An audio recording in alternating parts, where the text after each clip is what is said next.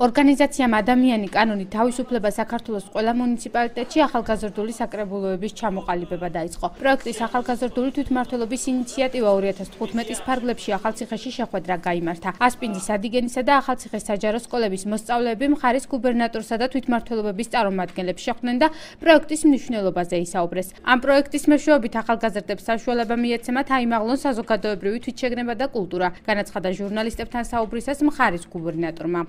ამასაკიდანვე ჩვენი მომავალი თაობა მიეჩვევა აიმაღლებს უпроსტად საზოგადოებრივ თვითშეგნებას, კულტურას. იქნება ცენზი მომავალი ცხოვრებისთვის, რომ ჩამოყალიბდნენ, გადაწყვიტონ რა პროფესიას უნდა დაეუფლონ ზოგადად. პირველ რიგში ეს პროექტი გვაძლევს ძალიან ბევრ თითოეულ ჩვენგავს ვფიქრობ, ვინაიდან ყოველდღიური რუტინული შრომა სკოლაში არის მეტად დამღლელი. აქედან გამომდინარე, სამოქალაქო ცხოვრების კუთხით ეს პროექტი მოგვცეთ თითოეულ ჩვენგავს ძალიან ბევრ სამოქალაქო განათლების დონეზე.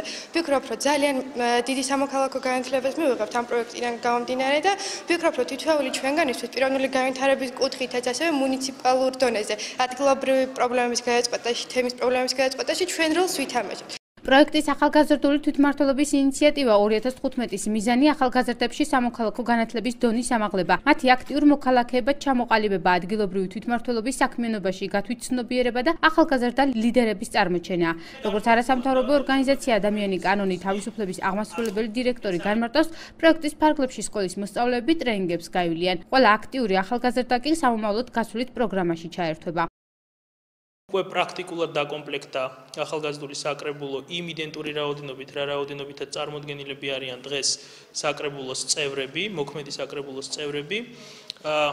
წინა შეხვედრებზე, ანუ საპრეზიდენციო შეხვედრებზე ჩვენ შევპირდით ახალგაზრდებს, რომ მათ გავაცნობდით როგორც მხარის გუბერნატორს, ასევე იმ საჯარო მოხელეებს, რომელიც გარკვეულწილად ურთიერთშეთანხმების საფუძველზე ხელისშემწყობები იქნებიან იმ პროცესებში, რომელშიც ახალგაზრდები იქნებიან ჩართულები და ამავდროულად საკრებულოს მუშაობის სპეციფიკასთან დაკავშირებით დღეს ზედაპირულ ინფორმაციას და შეიძლება არამარტო ზედაპირულს მიიღებენ.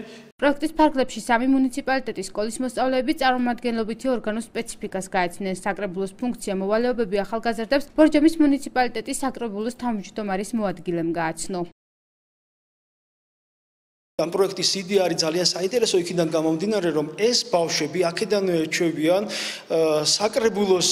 საკრებულოში მუშაობას, აქედანვე ღებულობენ იმ ინფორმაციას, თუ რას უნდა აკეთებდეს დეპუტატი საკრებულოში და აქედანვე მიიღებენ გადაწყვეტილებას, ხედავენ თუ არა თავის თავს მომავალ საკრებულოში. პროექტის ფარგლებში ქვეყნის მასშტაბით არსებულ 64 მუნიციპალიტეტში ახალგაზრდული საკრებულოები ჩამოყალიბდა, რომელიც მაღალი აკადემიური მოსწრების მქონე მე-11-მე-12 კლასელებით დაკომპლექტდა. შერჩეული ახალგაზრდები ტრენინგებს არჩევნებისა და მისი მნიშვნელობის, ადგილობრივი თვითმმართველობის კოდექსის, ქვეყნის სახელმწიფო მოწყობის, ევროპასთან ინტეგრაციის პროცესის ლიდერობის, მედიასთან ურთიერთობის, დიპლომატიური ურთიერთობებისა და კავკასიოლოგიის შესახებ გაივლიან. პროექტი ახალგაზრდული თვითმმართველობის ინიციატივა 2015 6 თვის განმავლობაში გაგრძელდება.